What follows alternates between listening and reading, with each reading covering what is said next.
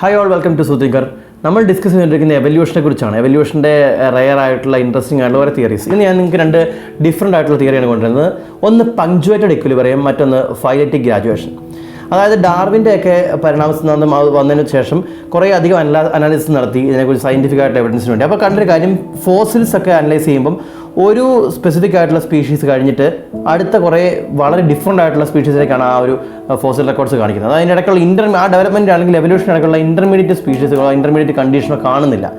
അങ്ങനെ ചിന്തിച്ച് മുമ്പോട്ട് അല്ലെങ്കിൽ അങ്ങനെ അനലൈസ് ചെയ്ത് മുമ്പോട്ട് വന്നൊരു തിയറിയാണ് പങ്ക്ച്വേറ്റഡ് ഇക്വിലിബ്രിയം. എൽറിഡ്ജ് ഗൗൾഡ് ഇങ്ങനെ രണ്ട് സയൻറ്റിസ്റ്റുകളാണ് ലീഡ് ചെയ്തത്. 1970s ഒക്കെയാണ് അത് മുമ്പോട്ട് വെച്ചത്. അതായത് അതിൻ്റെ പറയുന്നതനുസരിച്ച് സ്പീസിയേഷൻ, അതായത് അല്ലെങ്കിൽ എവല്യൂഷൻ നടക്കുന്ന സ്പീഷീസ് ഉണ്ടാകുന്നത് വളരെ പെട്ടെന്നാണ്, ഒരു ഷോർട്ട് ടൈം കൊണ്ടാണ്. അതായത് ഒരു ചേഞ്ച് വന്ന് കുറേ നാളെടുത്തുകൊണ്ട് ചേഞ്ച് വരുന്നതല്ല.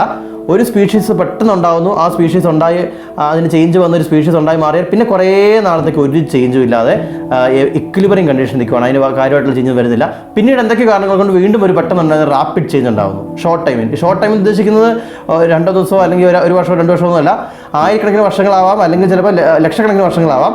കാരണം ജിയോളജിക്കൽ ടൈം സ്കെയിലിൽ ഈ ലക്ഷക്കണക്കിന് വർഷങ്ങൾ എന്നുള്ളത് വളരെ ചെറിയ ടൈം സ്പാനാണ്. അപ്പോൾ ആ ഒരു ടൈം സ്പാൻ കൊണ്ട് ഉണ്ടാകുന്ന ഒരു ചേഞ്ച് എന്നുള്ളത് റാപ്പിഡാണ്, വളരെ പെട്ടെന്ന് നടക്കുന്നതായിട്ട് നമുക്ക് കൺസിഡർ ചെയ്യാൻ പറ്റുള്ളൂ. അപ്പോൾ അങ്ങനെ ഒരു ചേഞ്ചാണ് സംഭവിക്കുന്നത്. അതുകൊണ്ടാണ് എവല്യൂഷൻ നടക്കുന്നതാണ് അവർ പറഞ്ഞത്. പക്ഷേ അതിനൊപ്പം തന്നെ അതിന് മുമ്പ് തന്നെ ഫൈലറ്റിക് ഗ്രാജുവേഷൻ എന്നുള്ള രീതിയിലുള്ള കാഴ്ചപ്പാട്, അതായത് ഡാർവിൻ പറഞ്ഞത് തന്നെയാണ് കറക്റ്റ്.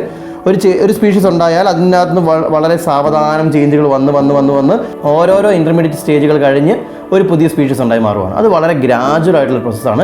ഷോർട്ട് ടൈമിൽ പെട്ടെന്ന് ഉണ്ടാകുന്നതല്ല, വളരെ ലോങ് ടൈം എടുത്ത് ഗ്രാജുവലി നടക്കുന്ന ഒരു പ്രോസസ്സാണ്. ഈ രണ്ട് തിയറിയും കോൺട്രഡിക്ടറി ആണ്, പക്ഷേ രണ്ടും അക്സെപ്റ്റബിൾ ആണ് ചില കാര്യങ്ങൾ. അതായത് ഇപ്പോൾ ഒരു ജിയോഗ്രഫിക്കലി ഐസൊലേറ്റഡ് ആയിട്ടുള്ളൊരു ഏരിയ, അവിടെ കുറച്ച് എണ്ണം മാത്രമേ സ്പീഷീസുകളുള്ളൂ, അവിടെ ഈ പറഞ്ഞ രീതിയിലുള്ള പങ്ക്ച്വേറ്റഡ് ഇക്വിലിബ്രിയം എവല്യൂഷൻ നടക്കാനുള്ള സാധ്യത കൂടുതലാണ്. പക്ഷേ ലാർജ് ലാൻഡ് മാസിൽ അല്ലെങ്കിൽ ലാർജ് ഏരിയയിൽ ഗ്രാജുവലി ആയിരിക്കും ഡെവലപ്മെന്റ് നടക്കാൻ സാധ്യത. ഫോസിൽസിൻ്റെ റെക്കോർഡ് ഇല്ലാത്ത ഒരു പ്രശ്നം, ഡ്രോബാക്ക് തന്നെയാണ്. എങ്കിലും അതിൻ്റെ ഇടയ്ക്കുള്ള ഫോസിൽസ് നഷ്ടപ്പെട്ടു പോയതാവാം.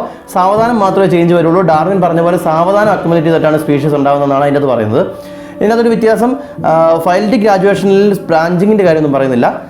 ഒരു ലീനിയർ രീതിയിൽ തന്നെ ഇടയ്ക്ക് മാത്രം ബ്രാഞ്ചിങ് ഉണ്ടാകുന്നുള്ളൂ. പക്ഷേ കൂടുതൽ സമയവും ഒരു സ്പീഷീസ് ഉണ്ടാകുന്നു, പിന്നെ അടുത്ത സ്പീഷീസ്, അങ്ങനെ സാവധാനമാണ് ഒരു നമ്മൾ ഇന്നറിയാവുന്ന രീതിയിലുള്ള ഒരു മേജർ സ്പീഷീസിലേക്ക് വരുന്നത്. അതിൻ്റെ ഇടയ്ക്ക് ഒരുപാട് സ്പീഷീസുകൾ നിന്നിട്ടാണെന്നുള്ള രീതിയിലാണ്.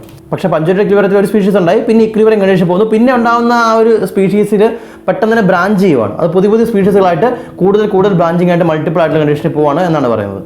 അപ്പോൾ ഏതാണ് നിങ്ങൾക്ക് കറക്റ്റായിട്ട് തോന്നുന്നത്? നിങ്ങളുടെ കാഴ്ചപ്പാടിൽ ഏതായിരിക്കും കൂടുതൽ acceptable? Anyway, subscribe to the channel, stay tuned. I will come with more interesting topics of evolution. Thank you.